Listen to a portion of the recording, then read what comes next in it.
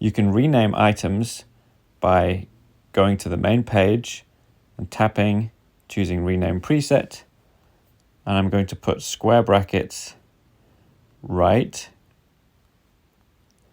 So you'll see that's renamed the section header.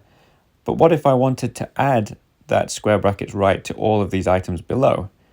Well, now you can tap to select these items, tap on Actions, find Replace Text, and we can add a suffix of right. And then choose Replace Text, and now all of these items have that suffix. Next, I want to duplicate this section, so I'll tap the plus when the section header is selected and choose Duplicate Section.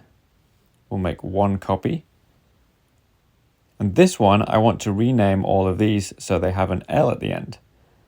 So I will long press on the section header, and in Actions, you can choose Select Section Contents to quickly select them all, and then we will find Replace Text. And this time we want to find wherever it says R and replace with L. And you can see at the bottom, it shows you what the old name and the new name will be. When we replace text, that updates all of these items.